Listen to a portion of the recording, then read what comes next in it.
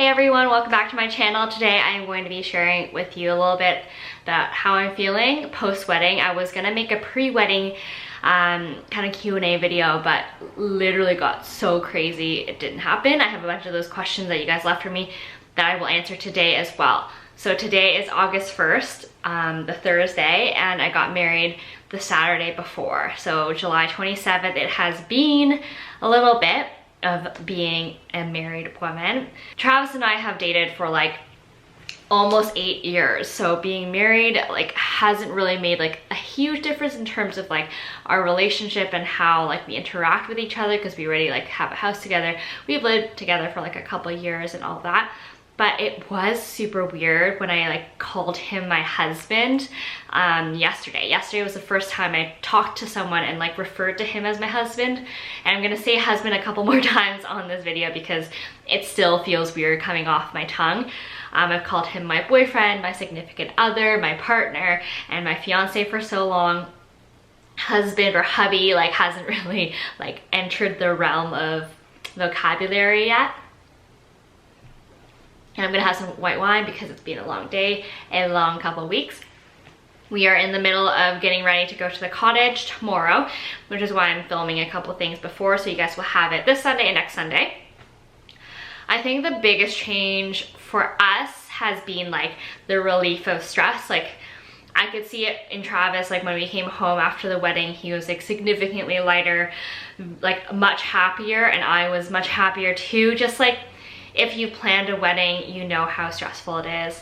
It is another full-time job. People can say it over and over again, and it's gonna be truer and truer every time I talk to someone new. It's always the same thing. It's like takes up so much time and so much of your like mind capacity.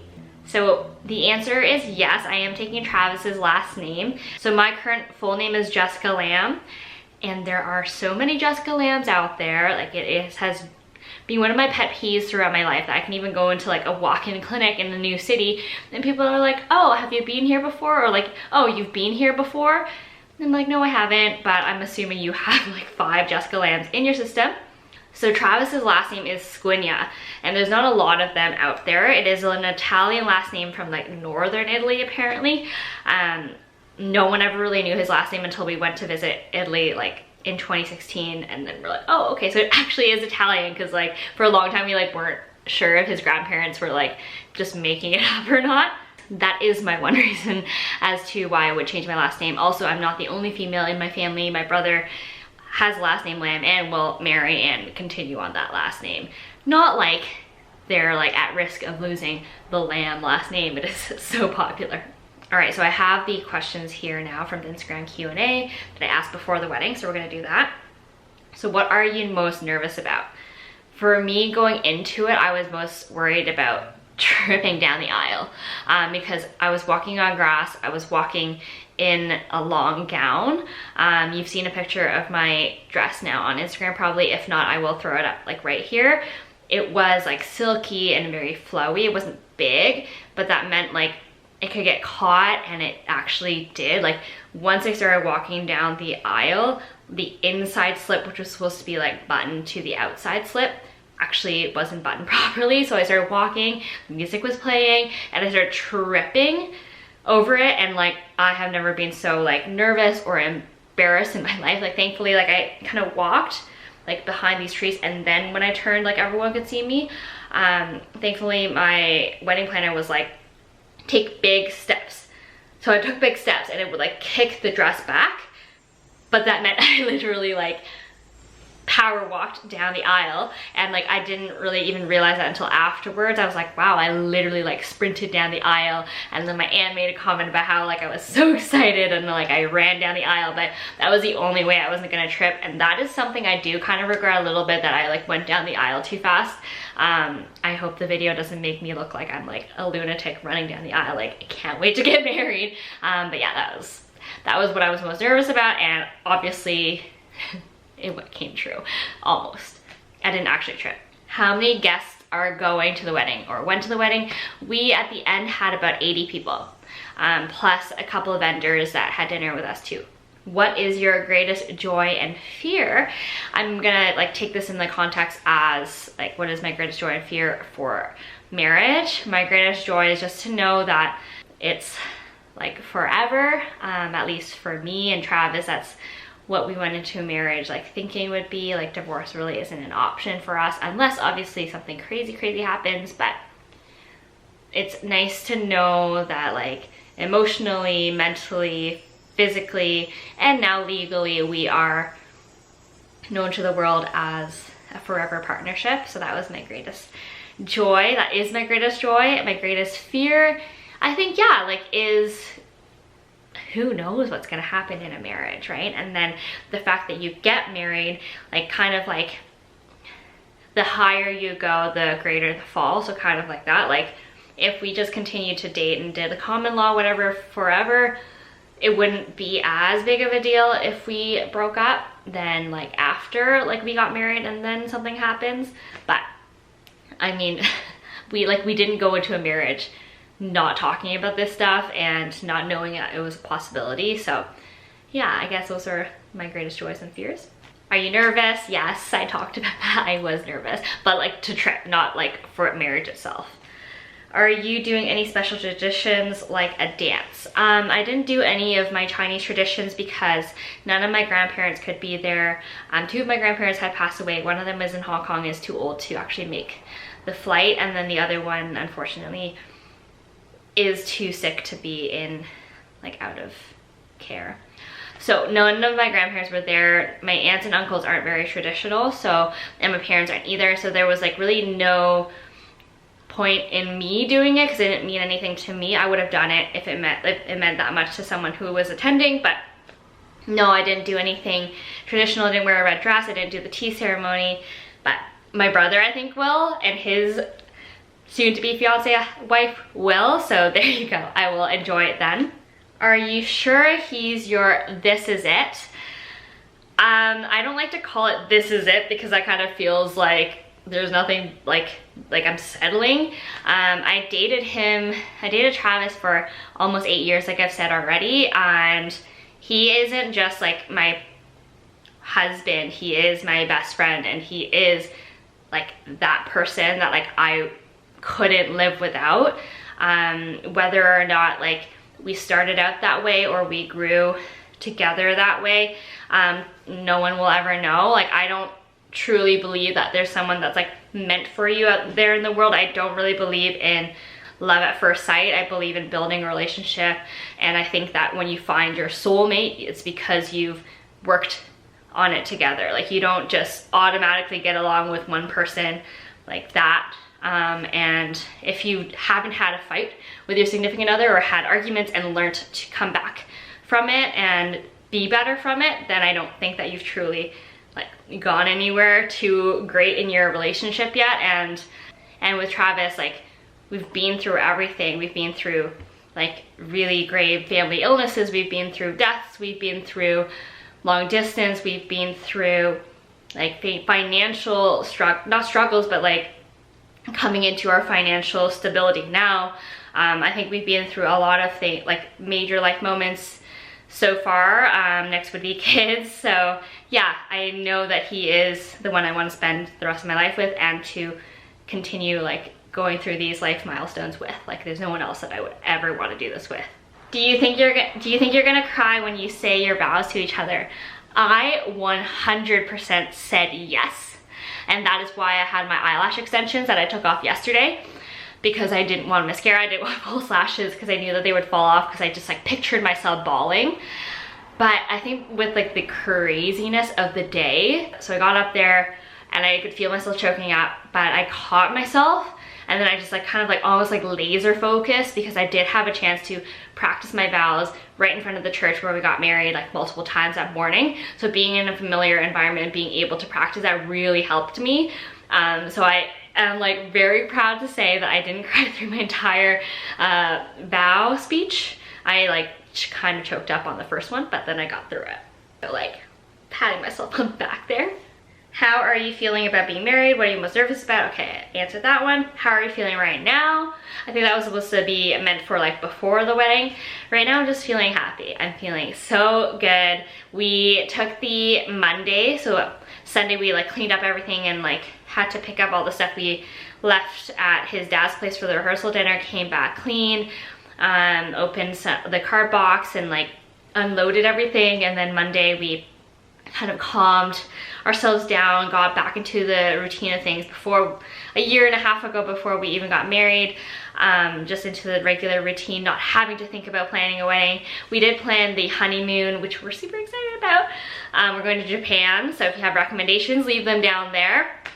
But yeah, right now I'm feeling really good. We're going on a week to the cottage, where I'll have minimal service, so I'll really have a chance to disconnect and get off of work, which is like I haven't done since this time last year. So yeah, it'll be really nice, and it'll be nice to do it together. I'm a people pleaser. Any suggestions on how to deal with this during the wedding planning? Wow, tough, because I'm a people pleaser too, and it's gonna be hard. I mean, if you are a people pleaser, you have all your guests to please, you have your immediate family to please, you have your soon-to-be family to please. It's going to be stressful. I don't want to sugarcoat it. You just have to keep reminding yourself, like, if it's something you're having a problem with or like not knowing what to do with, some advice that someone told me was that how important is it to that person, and how important is it to you? So if it is that important to the other person and that person is like very important to you, I would accept that. But you really, like, if it becomes too much, then you also have to like remember it's your day. So if it's gonna bother you that much, then you really just have to think like it's one day. If they're family, they're gonna understand. If they're a good friend, they're gonna understand. Like, people are supposed to be there for you, and obviously the wedding's for family too, but there is like only so much you can give, and they're supposed to be there to celebrate you and your partner. So try to remember that, and try to remember how, like, just like compare how important like the issue is to whoever is involved, and yeah, try to keep an open mind and just drink some wine because you're gonna need it. Which foundation do you use? I am not wearing foundation right now. For the wedding, I use the Bare Minerals Tinted Moisturizer, which I will link below and maybe pop up right here. I just wanted it because I had SPF and I was gonna be married outside, and I just wanted that like overall glowy finish. I took care of my skin a lot this last year, drank lots of water, and I did like a couple of facials. Like, I did a facial the week of, and then I did a facial the month before, and it really helped. I mean, I am very lucky. My mom and grandma have really great skin, so like I've been blessed with a little bit of a glowier skin complexion. But yeah, definitely test out the products before the wedding day, obviously. I mean, it's a given, but like try out a couple like in the next couple months and in the season you're getting married in, because your skin is going to change. When do you want to have kids, and do you plan to film the wedding too? So we do have videographers that filmed the wedding. They're amazing, amazing videographers. I'm so excited to see what they come up with. And we do plan on having kids. We've talked about it many, many times, and we've planned it obviously with like when we got married, how much longer after we get married do we want kids and all that. I don't want to say when, because I don't want to give myself that pressure, and like what if what we planned isn't going to happen, whether or not like we're just not ready.